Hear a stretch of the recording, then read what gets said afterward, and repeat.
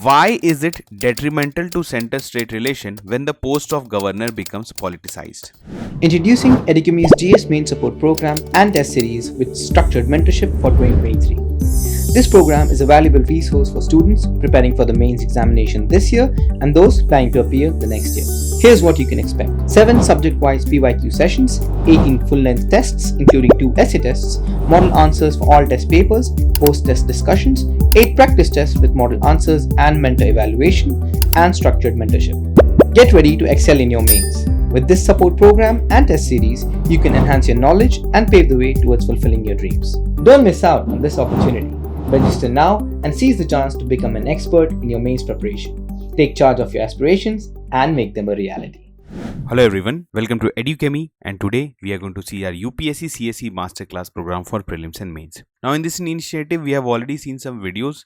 If you want to see them all, you can visit our YouTube channel, you can click on the playlist and you can access all the videos. Now today we are going to answer a mains related question that is basically based on GS2, and the question is based on polity. So first we will read out the question for you, then try to answer that question on your own. Write a very comprehensive answer. You can submit that answer in our portal and it will be evaluated by our dedicated mentors. Okay, so this is a free initiative. You can improve your answer writing by this process. Now let's start without wasting any time. Why is it detrimental to center-state relation when the post of governor becomes politicized? Now, if the question is asked under 250 words, so we have already discussed that it will be asked under 15 marks. So this is a 15 marker question. Now, when a question is asked under 15 marks, you have to answer it in a little bit detail as compared to the question which is asked under 150 words limit. Okay, basically a 10 marker question. So if this question is asking why it is detrimental to center state relation when the post of governor becomes politicized, you have to discuss its various aspects, like how the post is politicized, why is it detrimental to center state relations, and you have also, you may say, state a few way forward how this condition can be improved.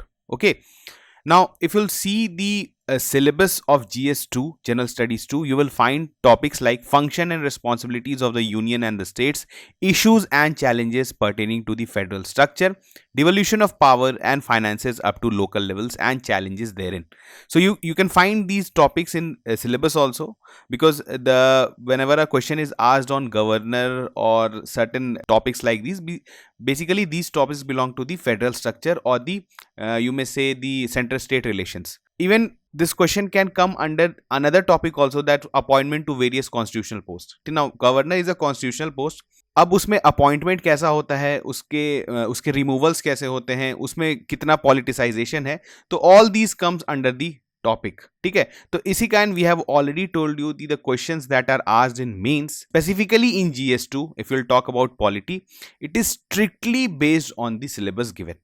तो syllabus आपको अच्छे से याद होना चाहिए. अगर आप memorise कर ले तो बेस्ट है, तो आपके दिमाग में हमेशा क्लियर रहेगा कि this is the ambit of the question. इसके बाहर क्वेश्चन नहीं पूछा जाएगा, लेकिन इसके विद इन अगर कोई भी क्वेश्चन पूछा जाता है तो you have ample amount of content, और आपने at least 2-3 answers on each topic आपने ऑलरेडी लिख रखा है, तो आपको मेंस में बिल्कुल भी दिक्कत नहीं होगा. Because we have already discuss कि the main issue with the mains examination is the time constraint. Now, if you have to answer a 250 words question, you have to do it within 10 minutes. Now, this is the most important. अगर किसी 15 marker question को आपको exam में लिखना है तो आपको 10 minute का ही टाइम मिलेगा, एंड यू कैन, आप मान के चल सकते हैं कि आपको 9 मिनट्स के विद इन उस क्वेश्चन को कंप्लीट करना है. अगर 150 वर्ड्स की बात करें तो सेम वहां पर जो है आपको 7 मिनट्स के अंदर उस क्वेश्चन को सोच भी लेना है, and you have to write also. तो इसी कारण टाइम कंस्ट्रेंट जो है वो मेन इंपॉर्टेंट फोकस होना चाहिए आपका while preparing for mains. And you have to write you may say answer that is average and somewhere between average and good. अगर आप सारे क्वेश्चंस को एवरेजली आंसर करते हैं और एवरेज और गुड के बीच में अगर आप आंसर करते हैं तो you will get overall good marks. ठीक है, आपको बहुत खराब मार्क्स नहीं आएंगे, you will get around something 90 plus marks and that is a good marks in mains. But if you'll miss certain questions, जैसे अगर आपको due to time limit if you miss 2-3 questions, आपने क्वेश्चंस को answer नहीं कर पाया अगर आप, तो that is a real miss. तब आप क्या होगा कि आपको लॉस हो जाएगा. अगर आपने फॉर एग्जांपल अगर आपने 15 मार्कर क्वेश्चंस 3 छोड़ दिए तो यू लॉस्ट ऑलरेडी 45 मार्क्स. ठीक है, 45 मार्क्स में अगर आप लिखते तो हो सकता था कि you should have got somewhere around 12 to 15 marks आपको आया होता, तो उस 12 to 15 मार्क्स का आपको डायरेक्टली लॉस हुआ. तो यहां पर आपको क्वेश्चंस छोड़ने नहीं है, क्वेश्चंस अच्छे से अटेम्प्ट करने हैं, लेकिन at the same time time limit का भी बहुत ध्यान रखना है. ठीक है, now if you'll categorise the difficulty of this level, आप इसको L2 में रख सकते हैं. This is because this is a question that is frequently asked, क्योंकि गवर्नर का जो पोजीशन है और इससे रिलेटेड जो पॉलिटिसाइजेशन होता है, इस पे ये हमेशा ही न्यूज में रहता है, ऑल द टाइम न्यूज में रहता है. तो ये काफी रेलेवेंट टॉपिक है और इस पे बेस्ड आपको अक्सर मेंस में क्वेश्चन देखने को मिल जाता है कि position of governor, it's appointment, it's removal, इस पे बेस्ड क्वेश्चन आपको देखने को मिलते हैं. तो इसी कारण आपको इन सारे टॉपिक्स पे रेडी होना चाहिए and this is a pretty basic question. यहां पर आपके पास कंटेंट का कमी नहीं है. Now we will start answering the question. तो सबसे पहले we will introduce the question. Introduce, देखिए whenever you are writing a answer of polity, खास करके try to use specific articles, related articles जो कॉन्स्टिट्यूशन में दिए हुए हैं, because this adds a authenticity to the answer. अगर आप आर्टिकल कोट कर रहे हैं, अगर आप बहुत वेल प्रिपेयर्ड हैं, you know about the constitutional provisions regarding governor, तो आप उस चीज को यूज करिए and use it in the introduction itself. अगर आप इंट्रोडक्शन में बताते हैं कि what are the relevant articles, अगर ऐसे आप लिख सकते हैं अकॉर्डिंग टू आर्टिकल 155 या अकॉर्डिंग टू आर्टिकल 16, जो भी है उससे रेलिवेंट आर्टिकल्स है, अगर आप उसको डायरेक्टली कोट करते हैं तो एग्जामिनर को यह पता चल जाता है कि you know about the topic, you know about the constitutional provisions about the governor. ठीक है, this adds an authenticity to your answer. अब जब आपने स्टार्ट कर लिया, आप आर्टिकल, रिलेवेंट आर्टिकल कोट कर दीजिए. आप ये बोल सकते हैं कि कॉन्स्टिट्यूशन के अनुसार गवर्नर का रोल क्या है. तो governor is envisaged as a senior statesman who plays a crucial role in the smooth functioning of the federal government. ठीक है, आपको इस तरह से स्टार्ट नहीं करना है. हमेशा इस बात का ध्यान रखिए, whether the question is positively और नेगेटिवली वर्डेड, आपको कभी भी नेगेटिव वर्ड्स में किसी भी कॉन्स्टिट्यूशनल पोजीशन के बारे में नहीं लिखना है. फॉर एग्जाम्पल, आपके दिमाग में हो सकता है कि you can write it somewhere as an agent of centre. इसको स्ट्रिक्टली अवॉइड करिए इस तरह की चीजों को, क्योंकि ये आपका जो है बहुत गलत इंप्रेशन सेट करता है बिफोर द एग्जामिनर. आपको हमेशा जो कॉन्स्टिट्यूशन में जो रोल एनविसाज्ड है और जो कॉन्स्टिट्यूशन में दिया हुआ है, आपको उसी पर इंफेसिस करना है रादर देन की नॉर्मल सेइंग्स क्या है. क्योंकि आप एक ऑफिशियल आंसर लिख रहे हैं, you are a bureaucrat, you are a future bureaucrat, तो आपको जो है, आप बोल सकते हैं इम्पार्लियामेंट्री वर्ड्स या जो मीडिया में यूज होने वाले वर्ड्स हैं उसको अवॉइड करना चाहिए, क्योंकि इससे आपको जो है पता चलता है कि you know about the topic. ठीक है, आपने स्टार्ट कर दिया, इंट्रोड्यूस कर दिया कि what is the constitutional provision about the governor. Constitution जो है वो गवर्नर के बारे में क्या सोचता है कि बेसिकली क्या है, वो हेड ऑफ द स्टेट है और जो है represent president and the state level, acts at a link. देखिए ये इंपॉर्टेंट है, you can write words like these की लिंक एक्ट करते हैं, और you may say for smooth functioning it acts as a office की, जहां पर जो है जिससे वजह से क्या होता है कि मतलब centre state relation smoothly run करे. तो इस तरह की चीजों को आप लिख सकते हैं. This is very good. मतलब यहां पर क्या है कि ये सब चीज है क्योंकि कॉन्स्टिट्यूशन में भी यही प्रोविजन है regarding governor. Now moving on to the second part, you में से बॉडी. तो बॉडी को जानने से पहले first we have to see what is the requirement of the question. तो यहां पे दिया है why is it detrimental to centre state relations when the post of governor becomes politicised. Now before writing की how is it detrimental, you have to write a few points कि कैसे recent times में the post of governor has become politicised. कुछ points आपको लिखने पड़ेंगे, तो चलिए हम लोग स्टार्ट करते हैं वहां से. तो कैसे the increase politicisation of the post of governor acting as agent of centre. Now यहां पर आप ऐसा लिख सकते हैं कि due to politicisation the recent times में गवर्नर को देखा जा रहा है, has been seen as an agent of centre. और इवन अगर आप इसको नहीं भी यूज करते हैं तो इट इज ओके. अगर आप यूज करते हैं तो again this is a matter of chance. हो सकता है कि मे बी एग्जामिनर को यहां पर थोड़ा सा ऑफेंडिंग लग जाए, लेकिन स्टिल यू कैन यूज और यू कैन नॉट यूज, आप पे डिपेंड करता है. ठीक है, ये वहां पर सिचुएशनल, आपका सिचुएशनल डिस्क्रिप्शन है कि आप यूज करना चाहते हैं. लेकिन आप इसके अलावा कोई सटल वर्ड्स भी यूज कर सकते हैं. You can use a subtle word कि in the recent times the governor has been seen influenced by the, you may say, sayings of the centre, और इस तरह का वर्ड आप यूज कर सकते हैं rather than using the agent of centre. ठीक है, अब आपको कैसे करना है, अब कैसे हुआ हुआ है, ये कैसे हुआ है, तो यहाँ पर जैसे कुछ आपको रीजंस बताना है कि कैसे पॉलिटिसाइजेशन हुआ है। तो सबसे पहले पॉलिटिकल एफिलिएशन। आप देखेंगे रिसेंट टाइम्स में governors are often appointed based on their political affiliation. वो किस पॉलिटिकल आइडियोलॉजी को फॉलो करते हैं, उनका बैकग्राउंड क्या रहा है, they have been somewhere attached to a political party किसी भी टाइम पर, या फिर जो है वो बहुत वोकल रहे हैं अबाउट सम उनके गवर्नमेंट एफिलिएशंस के बारे में। तो वैसे लोगों को अपॉइंट कर दिया जाता है जिनका पॉलिटिकल एफिलिएशन काफी क्लियर होता है। फॉर एग्जाम्पल आप यहाँ पे एग्जाम्पल्स कोट कर सकते हैं। इन 2019 the appointment of particular governor in JNK state. Again आपको नेम लेने का जरूरत नहीं है, बट आप बता सकते हैं कि रीसेंट टाइम्स में ऐसे बहुत सारे अपॉइंटमेंट्स हुए हैं जहां पर जो गवर्नर का था they had a clear cut political affiliation. जबकि आपको बोला जाता है कि गवर्नर का जो है वो पॉलिटिकली एफिलिएटेड नहीं होने चाहिए, वो बिल्कुल अनबाइज होने चाहिए पॉलिटिकली, क्योंकि उनको जो पोजीशन मिला है that is a very responsible constitutional provision. और वहां पर अगर आपका पॉलिटिकल एफिलिएशन होता है, खास करके जो पार्टी एट द सेंटर है, तो फिर आपके जो है वहां पर आपके बोल सकते हैं अनबायसनेस पर वो क्वेश्चन रेज करता है। ठीक है, now moving on to the second point, role in the government formation. इसको लेके आपको जो पॉलिटिसाइजेशन ऑफ गवर्नर पोस्ट हुआ है, जिसमें आपको एक इंपॉर्टेंट पॉइंट आता है दैट इज सिचुएशनल डिस्क्रिशन। आपको पता है there are certain constitutional discretion. Constitutional discretion क्या होता है, डिस्क्रिशनरी पावर, कि कॉन्स्टिट्यूशन जो है वो ये स्टेट करता है कि प्रेसिडेंट जो है can act on it's discretion on certain cases. Constitution ये क्लियर करता है कि किस किस केस में प्रेसिडेंट जो है वो अपने डिस्क्रिशन पे काम कर सकता है। नाउ इन समवेयर, क्योंकि आपको पता है एक सिस्टम रन करने में बहुत सारे लूप होल्स होते हैं, तो कभी कभी क्या होता है कि किसी सिचुएशन में भी प्रेसिडेंट को डिस्क्रिशन मिल जाता है। अब आपको पता है कि जब भी किसी भी पॉलिटिकल पार्टी को क्लियर मेजॉरिटी नहीं होता है, तो किसको कॉल करना है टू फॉर्म द गवर्नमेंट, यहां पर भी है डिस्क्रिशन ऑफ द गवर्नर। तो इस केस में भी बहुत रीसेंट टाइम्स में देखा गया है, फॉर एग्जांपल कर्नाटका के केस में भी, कि किसी भी पॉलिटिकल पार्टी को इररिस्पेक्टिव कि उनको मेजॉरिटी है या नहीं है, या वो गवर्नमेंट फॉर्म कर सकते हैं या नहीं कर सकते, उनको कॉल किया गया है टू फॉर्म द गवर्नमेंट। तो this is again a hint of politicisation in the role of government. इसके बाद interference in state affairs. Governors are expected to act as a bridge between the centre and the state, ensuring smooth functioning of the federal structure. However, यहां पर instances देखे गए हैं कि governor भी interfere करते हैं in state affairs, encroaching upon the powers of the state government. देखिए स्टेट गवर्नमेंट को हमारे कॉन्स्टिट्यूशन में they have got clear cut powers. जो स्टेट लिस्ट में जो सब्जेक्ट्स हैं उस पर वो लेजिस्लेट भी कर सकते हैं और उस पर एग्जीक्यूशन भी कर सकते हैं।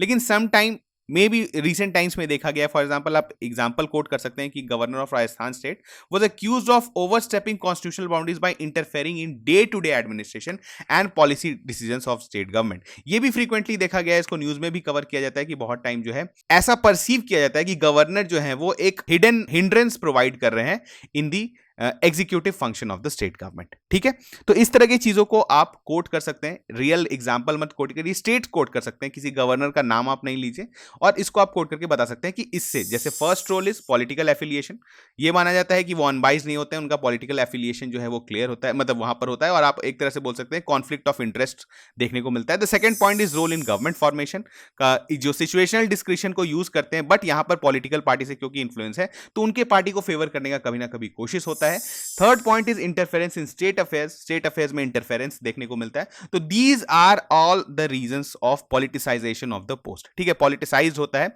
और इससे जो है हम लोग आगे देखेंगे the next part we will see कि how it is detrimental to centre state relation. ठीक है, यहां पर हमने देखा, आप एक पॉइंट लिखा सकते हैं, यूज ऑफ डिस्क्रिशनरी पावर। हमने ऑलरेडी बोला है कि बहुत सारे सिचुएशनल डिस्क्रिशनरी पावर्स होते हैं गवर्नर को, जिसको वो यूज कर सकते हैं टू, आप बोल सकते हैं, to favour the party that is in the centre. ठीक है, तो इस तरह के केसेस जो हैं देखे गए हैं, इसी कारण इसको आप यहां पर कोट कर सकते हैं। नाउ नेक्स्ट चीज कैसे होता है, जैसे delay in approving state bills. आपको पता है गवर्नर को पावर है to withhold the assent to bills pass by the state legislature.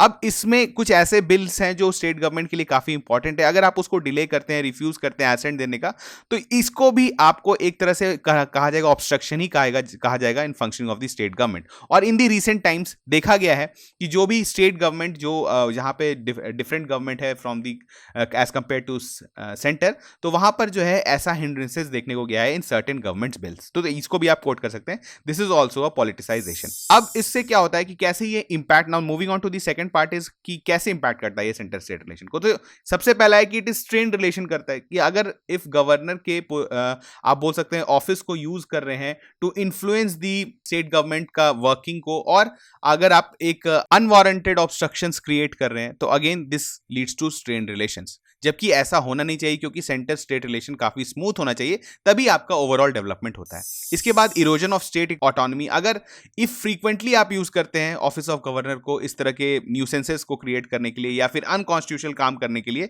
तो उस केस में क्या होता है कि स्टेट का भी ऑटोनॉमी जो है फिर आपका एक तरह से बोलते हैं ना, जो हमारे यहाँ जो फेडरल स्ट्रक्चर है उसको प्रॉपर फंक्शनिंग करने में काफी प्रॉब्लम आता है। और हमारे कॉन्स्टिट्यूशन में ये क्लियर कट मेंशन है कि we are a federal polity, और यहाँ पर स्टेट्स को बहुत ज्यादा पावर दिया गया है फंक्शनिंग करने में। तो अगर आप इस तरह से करते हैं तो इसको एक तरह से आप अंडरमाइन करें। देन एक पॉइंट आप बना सकते हैं इंटरफेरेंस इन स्टेट अफेयर्स, इसके वजह से डेवलपमेंटल एक्टिविटीज को भी काफी प्रॉब्लम होता है। फॉर एग्जांपल किसी इंप्लीमेंटेशन ऑफ स्कीम, ठीक है, कुछ भी तरीके से आप जो है यहां पर हिंड्रेंस प्रोवाइड कर सकते हैं। इसके बाद weakening of federalism, impediments to state development and loss of trust and confidence. सबसे बड़ा बात क्या है कि अगर ऑफिस ऑफ गवर्नर को इसी तरह से पॉलिटिसाइज किया जाएगा, मिसयूज किया जाएगा, तो ये जो है ट्रस्ट एंड कॉन्फिडेंस खो देगा गवर्नमेंट के साथ भी, and even with the people will start distrusting, और आप बोलेंगे कि गवर्नर को वो हमेशा देखेंगे कि somewhere influence from the centre. तो ये जो है हमारे ओवरऑल पॉलिटी के लिए अच्छा नहीं है। ठीक है, you can right 3-4 points, I am just outlining a basic points, आपके इसके अलावा कुछ आप स्पेसिफिक पॉइंट्स भी लिख सकते हैं। तो आपने एड्रेस कर दिया कि फर्स्ट यू टोल्ड कि हाउ इट इज पॉलिटिसाइज, कैसे पॉलिटिसाइज हो गया है, कि सबसे पहले पॉलिटिकल एफिलिएशन होता है, गवर्नमेंट फॉर्मेशन में रोल होता है, इंटरफेरेंस इन स्टेट अफेयर्स होता है, और हमने देखा कि बहुत सारे डिस्क्रिशनरी सिचुएशनल डिस्क्रिशनरी पावर्स को गवर्नर यूज करते हैं based on the direction given by the centre. Now moving on to the last part, उससे पहले हमें हमेशा लिखना चाहिए कि आपको कैसे इंप्रूव कर सकते हैं, how you can improve the accountability, और how the government can improve the accountability of the constitutional post of governor. तो इसके लिए देखिए, जब भी आपको वे फॉरवर्ड लिखना है या मेजर्स टू इंप्रूव लिखना है, तो you can quote the recommendations of the commissions that are appointed to see in these matters. ये बहुत इंपॉर्टेंट है कि अगर आप कमीशन को कोट करते हैं तो अगेन एक ऑथेंटिसिटी बढ़ाता है। जैसे सरकारिया कमीशन हो गया, राजमन्नार कमीशन हुआ, डिफरेंट कमीशंस जो बनाए गए हैं ऑन सेंटर स्टेट रिलेशंस, ठीक है, पुंची कमीशन हो गया। तो इसके जो फाइंडिंग्स हैं इसको आप डायरेक्टली कोट कर सकते हैं कि इसको इंप्लीमेंट करना चाहिए। फॉर एग्जाम्पल सरकारिया कमीशन ने यह किया था कि governor's task is to see that a government is formed and not to try to form a government. ये बहुत बड़ी बात सरकारिया कमीशन ने बोल दिया था कि गवर्नर का टास्क है कि कैसे गवर्नमेंट फॉर्म होता है, उसको सिर्फ प्रोसीजरल चीजें देखना है। ये डिसाइड नहीं करेंगे कि कौन सी गवर्नमेंट बनेगी, कौन सा गवर्नमेंट बनाना है, उसको सिर्फ जो आप बोल सकते हैं ना, जो एस्टैब्लिश्ड नॉर्म्स हैं उसके अनुसार काम करना चाहिए, because this is a constitutional post, और यहां पर जो है आपको फेडरल पॉलिटी में बहुत इंटरफेयर नहीं करना चाहिए। ठीक है, तो ये आप कोट कर सकते हैं। इसके अलावा आप कुछ और इंपॉर्टेंट मेजर्स बता सकते हैं, जैसे स्ट्रेंथनिंग ऑफ फेडरलिज्म। अब इसमें क्या करना चाहिए, आप कैसे फेडरलिज्म को स्ट्रॉन्ग करेंगे कि इस तरह के अनवांटेड या अनअकाउंटेड इवेंट्स जो होते हैं, पॉलिटिसाइजेशन ऑफ गवर्नर्स पोस्ट होता है, इसको कैसे आप रोक सकते हैं। तो मिसयूज ऑफ ऑफिस गवर्नर को चेक करने के लिए इसको बोला गया था कि आप फेडरल सेटअप को और स्ट्रॉन्ग करें। कैसे करें, आप कर सकते हैं, जैसे इंटर स्टेट काउंसिल बनाया गया था सरकारिया कमीशन, आपको पता है रिपोर्ट के बाद, तो इंटर स्टेट काउंसिल को और स्ट्रॉन्ग किया जाए। रोल ऑफ राज्यसभा को as a chamber of federalism, इसको भी स्ट्रेंथन करना चाहिए डिफरेंट मेजर के थ्रू। तो ये सारे मेजर्स अगर आप स्ट्रॉन्ग करेंगे तो आपका ऑफिस ऑफ गवर्नर को भी काफी बैकिंग मिलेगा, और आप बोल सकते हैं कि उसमें एक तरह से ऑब्जेक्टिविटी ज्यादा लाया जाएगा और मिसयूज का जो है चांसेस कम होगा। ठीक है, इसके अलावा यू कैन पॉइंट की reform the method of appointment. सबसे इंपॉर्टेंट है the appointment of the governor.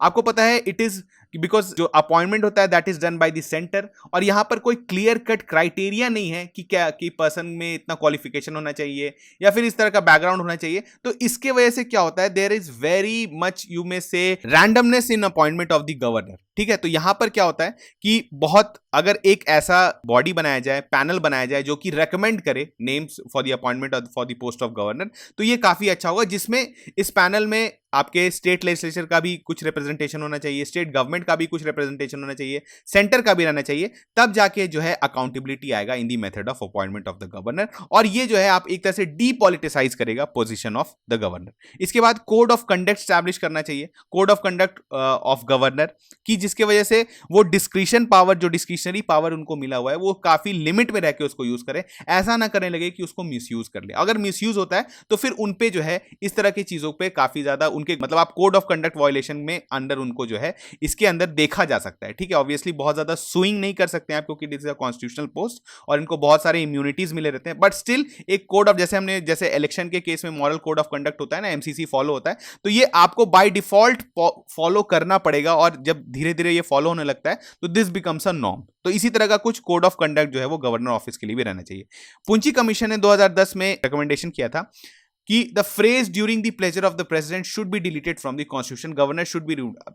Appointment की बात तो होती है, जो रिमूवल का भी होता है, सिक्योरिटी ऑफ टेन्योर होता है, लेकिन आपको पता है कि यहां पर जो है प्लेजर ऑफ प्रेसिडेंट पर डिपेंड करता है, उनको रिमूव किया जा सकता है जब भी सेंटर को लगे कि उनको मतलब उनके टर्म के पहले भी उसको रिमूव करना है तो रिमूव कर सकते हैं। तो this is again a very random thing, और ये जो है आपको क्या होता है, एक तरह से जब भी आपको सिक्योरिटी ऑफ टेन्योर नहीं रहता है, आपको अपने पोजीशन का सिक्योरिटी नहीं रहता है, तो आप डिसीजंस नहीं ले पाते हैं। आप हमेशा जो है आपको पता है कि आपको कभी भी हटाया जा सकता है। तो अगेन इससे क्या होता है कि इम्पार्शियलिटी नहीं आता है, और यहां पर आप बोल सकते हैं इंडिपेंडेंस ऑफ गवर्नर्स ऑफिस नहीं आता है। तो पुंची कमीशन ने यह भी रिकमेंड किया था कि इसका भी कुछ प्रोसेस रखना चाहिए। जनरली क्या बोला गया था कि स्टेट जैसे इंपीचमेंट प्रोसेस होता है फॉर द प्रेसिडेंट, वैसा ही कुछ गवर्नर के लिए भी लाना चाहिए, ठीक है। तो यहां पर कुछ रिकमेंडेशंस है जिसको आप लिख सकते हैं कि जिसकी वजह से डीपॉलिटिसाइजेशन होगा of the governor's post. Last में you have to conclude the answer. Sarkaria commission, Punchhi commission को आप कोट करके उनके कुछ सेइंग्स को कोट करके आप कर सकते हैं कि it is a very important post, governor का पोस्ट काफी इंपॉर्टेंट है for the centre state relation and the federal polity of the country. तो इसका impartiality, proper functioning is very important for our country. तो इस तरह से आप कंक्लूड कर दिए again in 20 to 25 words what we have discussed. ये आपको जिस कंटेंट को हमने डिस्कस किया है, you have to right all these with in 10 minutes. सबसे ज्यादा इंपॉर्टेंट है आपको टाइम लिमिट रखना है। तो इसमें अगर even if you right 70% of the content that you have studied today,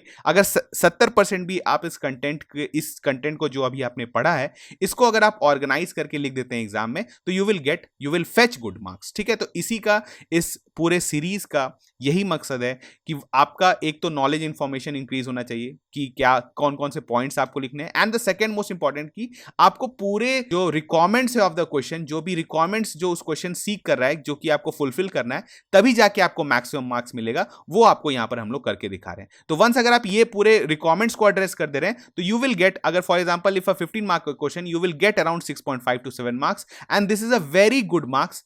अगर आप बोलेंगे, जब इसको टोटल काउंट करेंगे तो आप काफी अच्छा मार्क्स ले आएंगे। तो इसी कारण इसको हमेशा ध्यान में रखिए, time limit and structuring of the question. तो हम लोग मिलते हैं नेक्स्ट क्वेश्चन में, तब तक थैंक यू।